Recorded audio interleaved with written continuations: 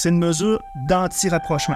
La personne contrevenante a un bracelet à la cheville qui doit porter en permanence. Il est connecté par une application Internet de géolocalisation. Bonjour, mon nom est Robert Maranda de la Direction des communications du ministère de la Sécurité publique. Avec la série de balados Au-delà des barreaux, je vous invite à plonger dans l'univers complexe et méconnu du système carcéral. Au-delà des barreaux explore les réalités, les défis et les histoires captivantes liées à la vie au cœur du milieu correctionnel. Préparez-vous à remettre en question vos perceptions alors que nous découvrirons ce monde souvent méconnu et mécompris à travers des épisodes captivants qui nous aideront à comprendre le rôle essentiel des services correctionnels au Québec où l'humain est au cœur des interventions. Avez-vous déjà entendu parler du bracelet anti-rapprochement? Cet outil, qu'on appelle aussi le BAR, existe maintenant depuis un peu plus de 2 ans au Québec comme mesure de protection complémentaire des victimes de violences conjugales ou d'exploitation sexuelle. Et oui, c'est bien ce bracelet électronique que l'on retrouve à la cheville de certains accusés ou contrevenants pour s'assurer qu'ils restent à bonne distance de leurs victimes. Aujourd'hui, dans ce 4e épisode, je m'entretiens avec Guillaume-Étienne Beaulieu, un agent de probation répondant au BAR. Allons avec lui au-delà des barreaux. Guillaume-Étienne Beaulieu, bonjour. Bonjour. Merci d'être venu à ce balado sur les services correctionnels. Tu as une fonction bien particulière. Tu es répondant BAR. Qu'est-ce que ça veut dire d'abord BAR? Puis après ça, ton métier de répondant BAR, ça veut dire quoi? En fait, le BAR, c'est le bracelet anti-rapprochement. En fait, qui était cette mesure en vigueur depuis à peu près 2 ans, en fait, au Québec, qui est un bracelet électronique là, qui est mis en matière de violence conjugale à des personnes accusées ou à tout stade du processus correctionnel.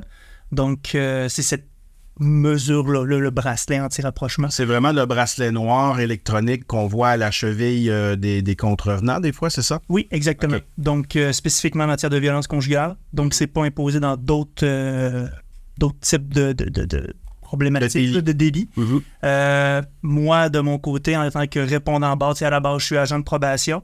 Mais c'est un de mes mandats spécifiques là, de veiller au bon fonctionnement du début à la fin au niveau du bracelet anti-rapprochement, que ce soit la demande du tribunal, les évaluations requises pour voir si c'est fonctionnel, jusqu'à le suivi de la clientèle contrevenante, les contacts avec les victimes en cours de mesure quand c'est imposé. Fait que répondant BAR, je dirais, est un peu le point central là, du bracelet anti-rapprochement qui agit envers les différents partenaires, que ce soit au niveau victime, le CAVAC, le tribunal, les corps policiers également là, qui sont mis dans le coup à certains stades. Là, donc, répondant BAR, mais aussi agent de probation, dans le fond, c'est le pilier central de cette mesure-là. Il y a plusieurs répondants BAR au Québec, j'imagine? Oui, tout à fait. Donc, on est une équipe, tous les bureaux de probation, plusieurs personnes qui font ce mandat-là. Donc, on essaie de spécialiser ça à des individus qui ont une bonne connaissance en matière de violence conjugale, vu que souvent, on a des évaluations à faire en parallèle. Donc, l'identification des facteurs de risque homicidaires, suicidaires, qui peuvent interférer là, dans le niveau de risque qu'une personne s'en prenne à son ex-conjoint. Donc, souvent, c'est des gens plus spécialisés là, en cette matière-là. Donc, au Québec, on a choisi d'introduire le BAR à l'image de l'Espagne. Je sais que l'Espagne avait déjà utilisé... la France aussi. La France aussi. Plusieurs pays l'utilisaient et ça donnait relativement des bons résultats. Nous, ça fait presque 2 ans, 1 an et demi, 2 ans, presque qu'on l'a. Puis le projet pilote a débuté avec toi, finalement, parce qu'on a commencé par la région de Québec, c'est ça? Absolument. Donc, dès le jour 1, tu étais impliqué déjà dans le programme, là. Oui. C'est ce que je comprends bien. On était quelques répondants identifiés au bureau de Québec. Mais ouais. Oui, depuis le jour 1, ça a évolué beaucoup là, depuis le temps, là, en 2 ans, parce qu'on parle justement, c'est le site pilote où est-ce qu'on mettait on apprenait un peu le fonctionnement de tout ça, les réalités, parce que c'est quand même une mesure de géolocalisation, là, quelque chose qu'on n'était pas nécessairement habitué au service correctionnel québécois. Donc, toute la plateforme, l'intervention auprès des personnes victimes, les différents protocoles qui ont évolué au fil du temps. Là. Donc, maintenant, c'est en vigueur dans toute la province, sauf le nord du Québec, je crois. Oui, il reste encore quelques régions, mais le BAR en tant que tel, là, bon, c'est un bracelet anti-rapprochement, c'est un bracelet électronique, mais comment ça fonctionne? Tu me parlais de géolocalisation. Une fois qu'ils l'ont sur les contrevenants l'ont sur leur cheville, Ça fait quoi, je dirais, à part le fait qu'on peut les retracer à tout moment? En fait, c'est une mesure d'anti-rapprochement, comme son nom l'indique. Donc, la personne contrevenante a un bracelet, comme vous l'avez mentionné tout à l'heure, là, à la cheville qui doit porter en permanence. Mm-hmm. Il est connecté par une application Internet de géolocalisation à un cellulaire que lui est remis à la victime. Donc, la personne victime, nous, dans le cadre de notre analyse, on va déterminer une zone à laquelle la personne contrevenante n'est pas supposée se rapprocher d'elle. Et qu'est-ce qui arrive, c'est qu'il y a une centrale de surveillance qui supervise les déplacements de la personne contrevenante. Et si jamais elle se rapproche de la victime dans sa zone d'interdiction légale, il y aura des interventions qui vont être tout d'abord faites auprès d'elle, mais ça peut mener à un déploiement policier, une arrestation, une réincarcération si la personne ne respecte pas ses conditions. Donc, il y a des alarmes qui sonnent à quelque part dans une centrale, et là, le but, c'est que la victime ne rencontre pas son agresseur. C'est ça que je comprends. Absolument. Okay. Et l'inverse, en fait, que l'agresseur ne se rapproche pas de la victime pour briser ses conditions, commettre des délits. Il y a beaucoup de crimes à caractère d'agression et de violence conjugale, d'agression sexuelle au Québec quand même. Comment un individu peut en arriver à avoir cette condamnation-là? Parce que c'est pas automatique, si je comprends bien. Là. Prenons un cas type pour que tout le monde comprenne. En fait, la majorité des bracelets anti-rapprochement, c'est dans le cadre des procédures judiciaires qui sont imposées. Il peut en avoir également à d'autres stades du processus correctionnel, mais je dirais le cas type, c'est un individu qui est arrêté en matière de violence conjugale pour des voies de fait, pour du harcèlement, type de délit qui en matière de violence conjugale, qu'on a des inquiétudes advenant sa remise en liberté, mais tout de même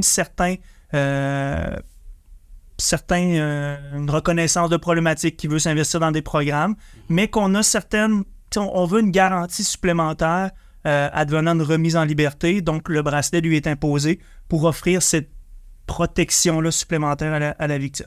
Parce qu'à la base, une personne ne doit pas être remise en liberté strictement parce qu'elle a un bracelet anti-rapprochement. Mm-hmm. Ça prend d'autres garanties en parallèle, un réseau social, soutenant une volonté de s'investir dans des démarches thérapeutiques, des éléments rassurants sur le plan du risque de récidive, mais dans le but d'offrir une protection supplémentaire à la victime, c'est une mesure qui peut être imposée.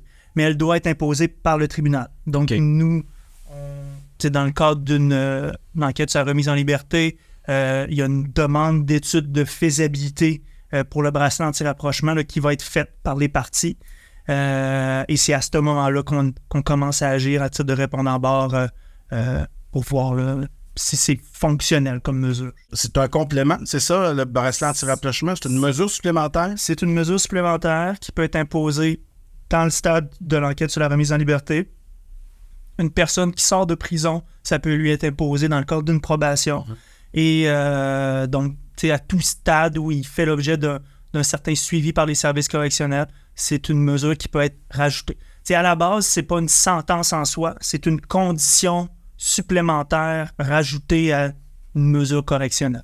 Et c'est là que ton travail entre en ligne de compte, finalement, parce que toi, si je comprends bien, tu es la personne qui évalue ce risque-là, ce besoin-là, peut-être d'utiliser le bar ou pas? En fait, autant on peut recommander la pertinence qu'une évaluation pour le bracelet soit faite. Dans le cadre de mon mandat, je suis amené à faire des évaluations du risque au stade de la remise en liberté. Là, comme une personne vient d'être accusée, une évaluation qui est demandée par le tribunal, je vais le rencontrer et je peux faire une recommandation. Ouais, cet individu-là, ça serait pertinent de faire une évaluation pour le bar. Donc, quand on arrive à cette évaluation-là, on appelle ça une étude de faisabilité. Mm-hmm. C'est très technique, en fait, au départ, c'est d'évaluer est-ce que c'est faisable. Donc, est-ce qu'en fonction de la réalité de la victime et de la personne contrevenante, c'est une mesure qui pourrait être utile ou faisable, surtout parce qu'en fait, des fois, il y a des situations où, à la base, ça prend la volonté de la victime d'avoir cette mesure-là. C'est le critère numéro 1, le consentement de la victime, parce que ça reste que ça peut être imposé à l'accusé. En fait, c'est imposé à l'accusé ou la personne contrevenante, mais la victime, si elle ne refuse, on n'ira pas de l'avant avec cette mesure-là. On va trouver des stratégies alternatives pour gérer le risque. Donc, la faisabilité, c'est d'une part voir un peu la position de la victime par rapport au bracelet, si elle le souhaite, mais également voir si c'est faisable en fonction du mode de vie des deux parties. Parce que le but, en fait, c'est si on l'offre, cette mesure-là, elle soit optimale à 100%.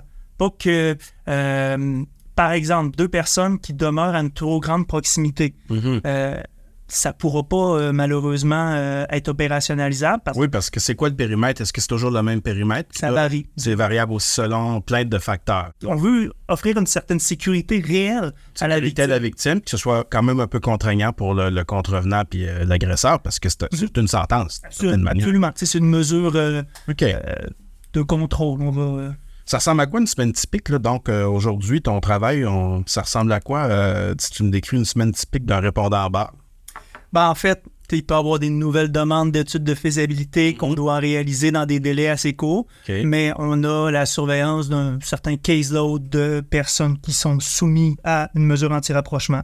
Donc, nous, à une fréquence X, on prend contact avec les victimes pour voir comment ça se passe, est-ce qu'ils ont des éléments à soulever par rapport à la mesure, également auprès de la personne, s'ils ont des changements dans leur situation, mais prendre contact également avec les personnes contrevenantes quand ils n'ont pas nécessairement de suivi. Parce que, en tant que tel, si ces personnes-là ont un suivi probatoire, ils vont être rencontrés à la fréquence de leur suivi probatoire. Des fois, c'est pas le cas, on les suit juste pour la mesure. Fait qu'on va voir un peu s'il y a des changements dans leur situation, mais nous, on fait une surveillance au niveau de la plateforme pour voir s'il est arrivé des interventions, s'il y a des retours à faire, s'il y a des interventions à faire auprès de la personne contrevenante, s'il y a des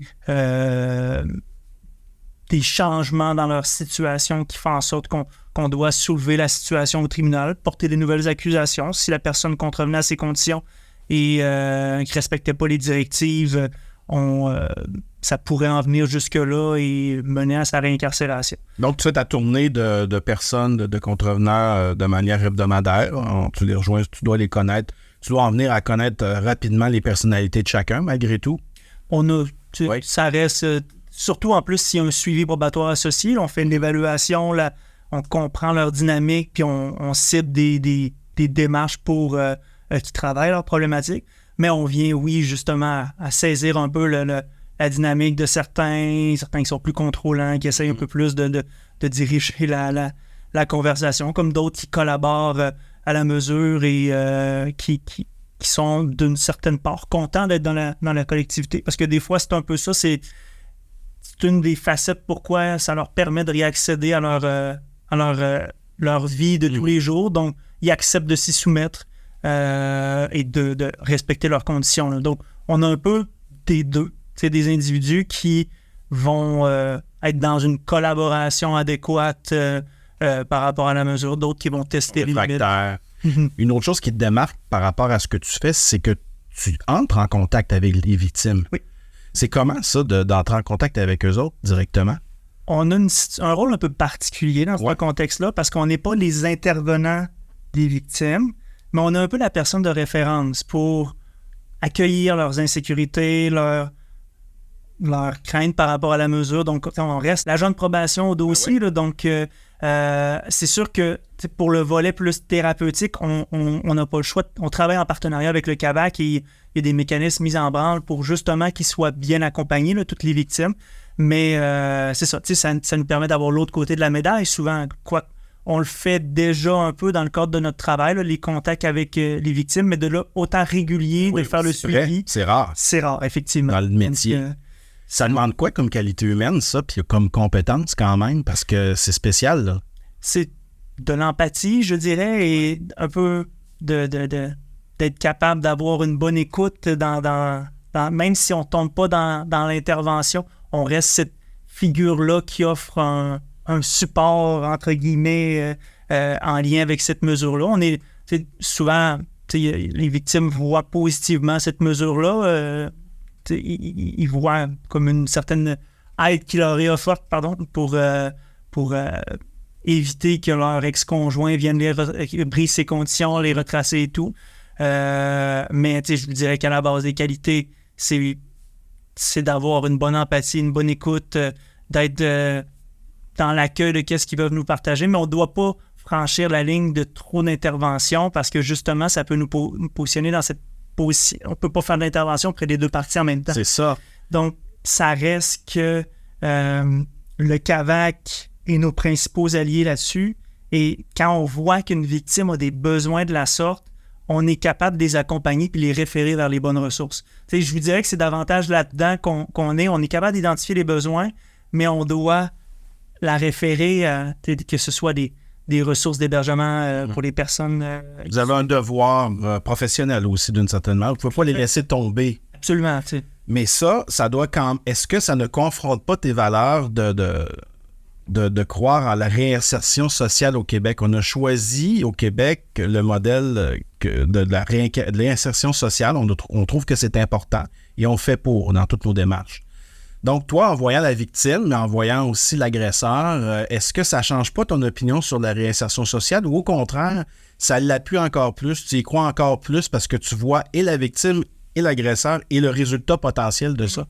Mais je pense que c'est pas incompatible le travail qui est fait auprès des victimes avec la réinsertion sociale. C'est quand oui, il y a ce support-là qui est fait de son côté, mais travailler justement à diminuer le risque de récidive, à faire en sorte que la personne contrevenante, la personne qui a commis des gestes de violence conjugale, se reprenne en main et travaille ces problématiques, justement, ça va dans le sens de la victime, de faire en sorte que ça ne se reproduise plus.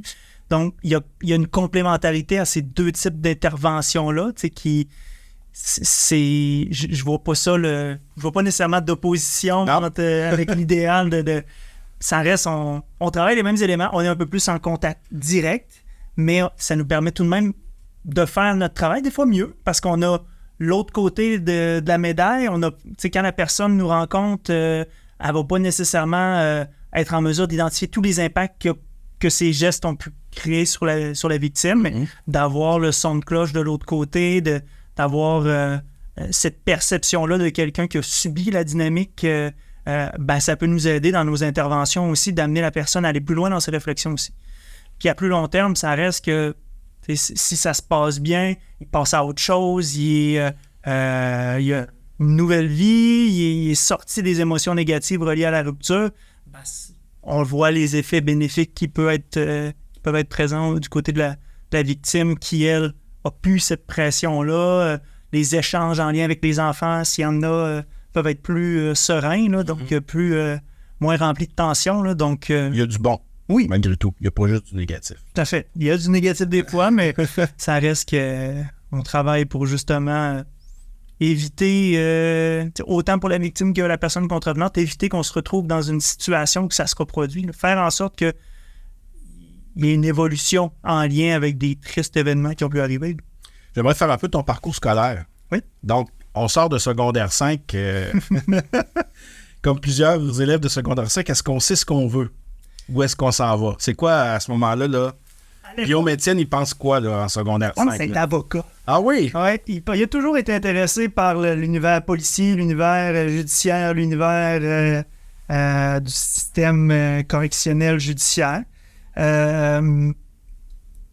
a été en sciences humaines comme bien du monde qui ont été dans le domaine... Au cégep? Au cégep. Ouais. Et, en fait, j'ai eu un peu la chance de rencontrer une conseillère en orientation à l'époque au cégep qui avait un peu cerné mes intérêts sur le plan psychologie, judiciaire, criminel et compagnie. Tout cet aspect-là de comprendre pour mieux aider les personnes qui ont certaines problématiques. Et il y avait un nouveau programme qui s'ouvrait à Laval, à l'Université Laval, un baccalauréat en criminologie, en fait. Donc, qui était déjà... qui existait à Montréal, je pense. Qui existait à Montréal, mais il y a la première cohorte officielle à l'Université Laval, c'était 2015. Donc... c'est toi, ça? C'est moi, ça. OK. Ouais, 2015. Il y avait d'autres personnes au certificat qui ont fini leur baccalauréat un petit peu avant, là, mais la première cohorte officielle, là, j'en faisais partie. OK, donc un bac en criminologie. Oui. Donc... on sort de l'université, on tombe dans le grand vide du marché du travail. Qu'est-ce qu'on fait? En fait, j'ai travaillé au communautaire pendant plusieurs années, dans des maisons de transition. Donc, c'est déjà un milieu qui t'intéressait, ça veut dire. Oui. Parce que, tu sais, c'est peut-être pas un appel naturel d'aller dans une maison de transition dès le début. Peut-être, sauf si on est en criminologie. Oui, tu sais, on s'entend que mon intérêt pour ce travail-là est né était présent avant, mais il a été nourri durant tout mon parcours universitaire de toutes les théories du comportement criminel, l'intervention en délinquance et, tu sais, j'ai développé une certaine passion. En fait, non, j'ai développé une vraie passion ce milieu-là, l'intervention qui est encore présente, je crois, aujourd'hui, là, après 8 ans, 9 ans même.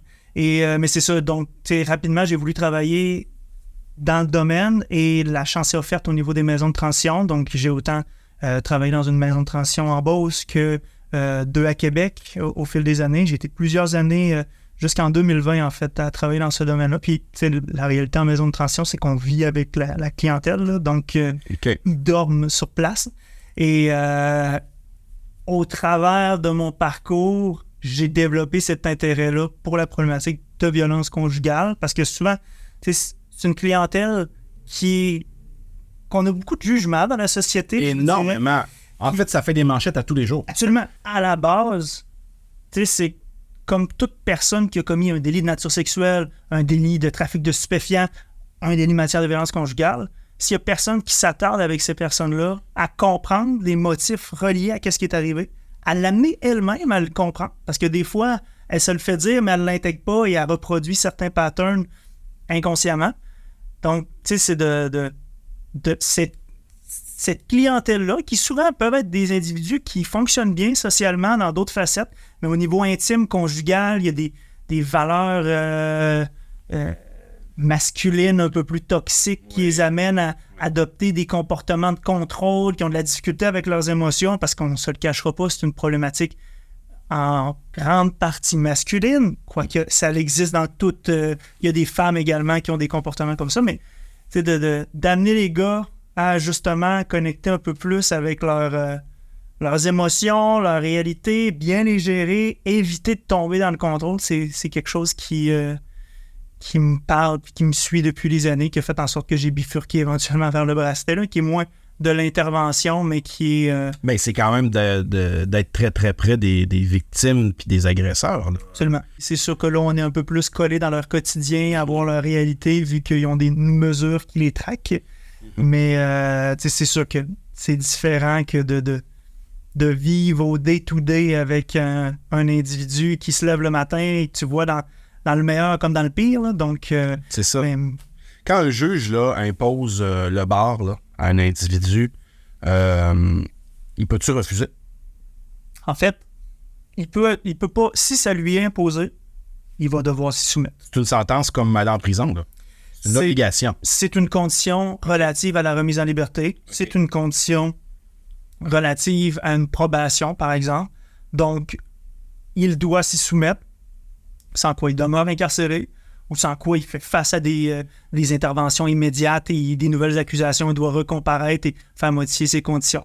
Mais un juge, avant d'en arriver à parler du bar, il faut quand même qu'il parle à la victime, parce que c'est une mesure qui la lie automatiquement à la victime. C'est par le biais de l'agent du répondant bar que ce contact... C'est là que tu interviens. Et la demande peut provenir du procureur criminel qui, lui, aura eu tenté le terrain avec la victime pour voir si c'est quelque chose qui l'intéresse. Okay. Mais souvent, le vrai contact pour valider, pour expliquer aussi les implications, c'est nous qui le fait. Parce qu'on est les maîtres d'œuvre de cette mesure-là. Donc, on explique concrètement en quoi ça consiste. Est-ce qu'une victime peut refuser que l'agresseur ait le bar? Oui, tout à fait. Ah oui? Puis quelle raison il donne souvent quand il refuse ça? C'est une mesure qui, à la base, dès le départ, ils peuvent dire « ça m'intéresse pas, j'ai pas peur de lui ». Des fois, ça arrive. Oui, bon. Quand c'est imposé en cours de route, ils pourraient décider de changer d'idée. Puis ils ont le droit à tout moment, puis ça reste que dans un processus de... une personne victime peut décider « bon, je suis capable de reprendre contrôle sur mon environnement ». Ça peut être une façon pour elle de le faire. C'est sûr que ça reste que c'est une mesure qui a certaines implications du côté des personnes victimes. On parle d'un cellulaire qu'on remet aux victimes qui doit être traîné en tout temps. C'est ça. Qui doit être chargé tous les jours, qui doit nous tenir informés de leur déménagement pour qu'on puisse justement ajuster les conditions, que toutes les informations soient le plus à jour. Ils peuvent recevoir des appels de la centrale de surveillance, par exemple, si leur batterie est trop faible. Donc, s'ils sont en direction de la personne contrevenante, puis il y a certains protocoles qui font en sorte que la victime peut être appelée à certains moments. Donc, il y a certaines que cette facette-là les décourage. Les insécurise, les décourage, c'est très contraignant, mais il y en a d'autres qui doivent trouver ça très sécurisant. Oui, j'ai Il déjà... y a quelqu'un qui s'occupe de moi. Oui, C'est ça fait ça. un peu comme un petit ange gardien qui est Ouais, là, qui exactement. OK. supervise. Il y a certaines personnes qui sont dans l'hypervigilance, une dynamique de violence conjugale qui persiste avec des bris de conditions répétitifs, de savoir qu'il y a du monde qui supervise la situation puis qu'elle n'a pas à se retourner derrière et craindre que son ex-conjoint est toujours en voiture. Il y en a que ça crée ce sentiment-là de quiétude, de se sentir un peu protégé par des gens qui font la supervision 24 heures sur 24. Là. Donc, cet effet-là, pour certaines qui ont l'impression de ne plus avoir de contrôle sur leur environnement, de toujours craindre qu'ils soient dans la rue, dans les environs, mais au moins de se dire, bon, quand je suis chez nous, quand je suis dans le secteur autour de chez nous, ou quand je me déplace, je le sais qu'il y a des gens qui vont s'assurer qu'il n'est pas là. Ben, il y a pour utiliser l'expression anglophone, c'est un safe space qui se déplace autour de la victime. Absolument. Ça, c'est sécurisant pour eux autres. Mm-hmm. Qu'est-ce qui t'anime dans ce métier-là, toi? Je vous dirais, au niveau du travail d'agent de probation en général, Oui. Ça reste que je crois fondamentalement à la réinsertion sociale. Je crois que chaque personne mérite sa chance de justement faire en sorte qu'elle comprend les motifs qui l'amènent à traverser le système de justice pour devenir une meilleure personne.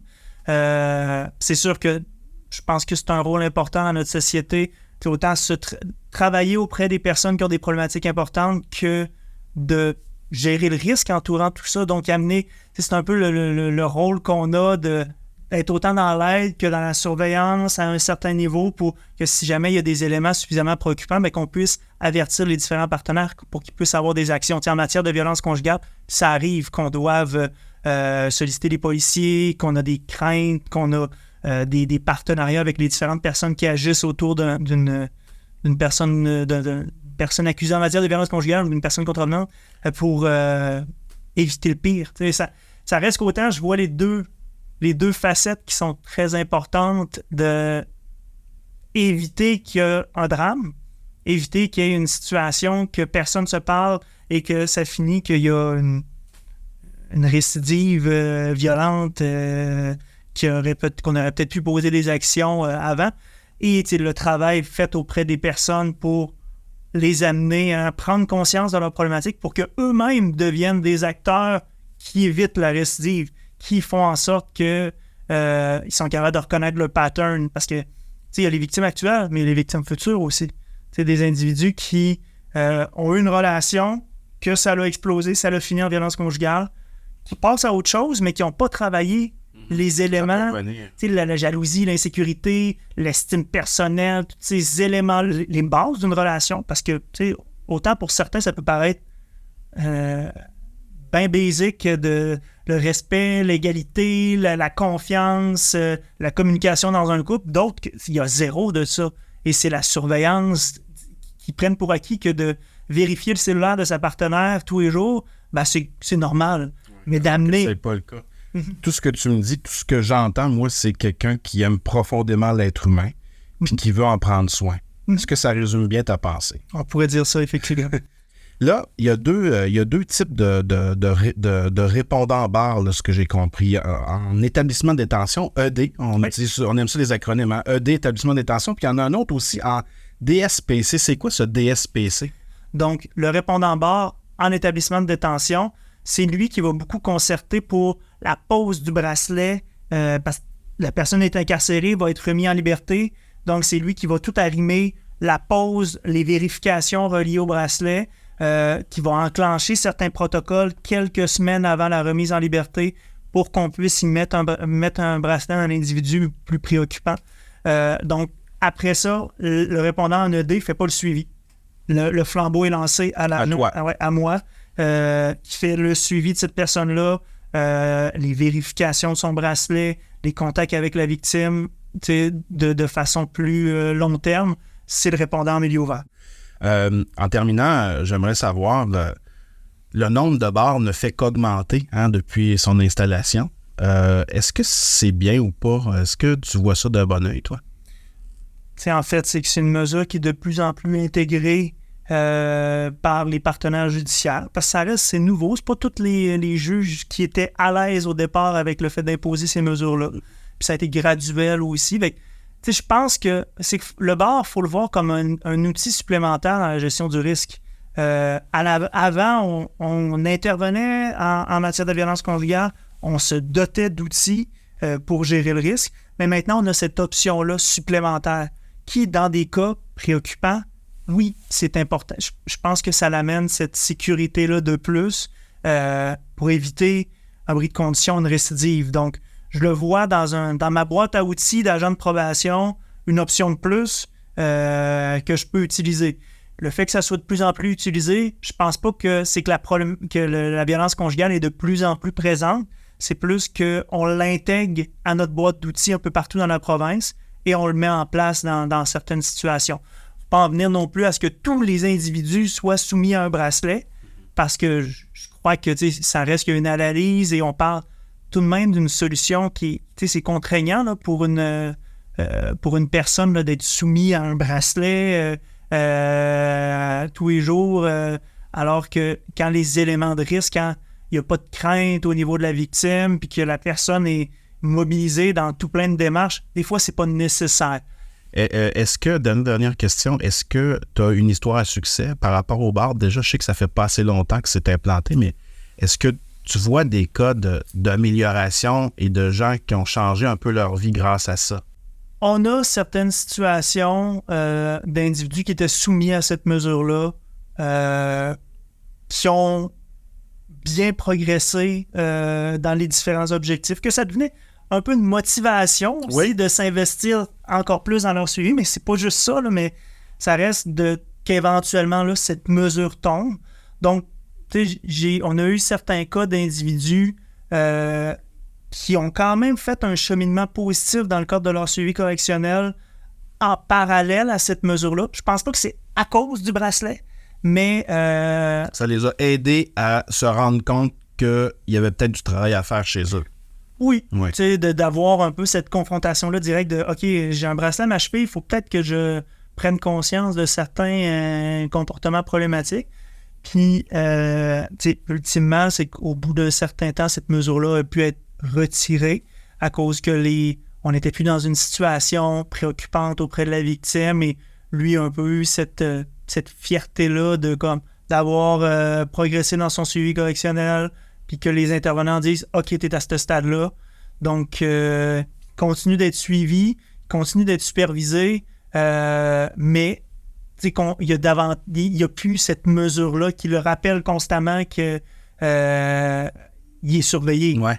Donc, je le vois un peu là-dedans. C'est sûr qu'il y a eu des situations où il y a des personnes qui ont été retournées en détention. Ouais. On parle, le bar, c'est dans des situations de gestion de risque qui sont souvent des cas qu'il y a des éléments inquiétants là, que...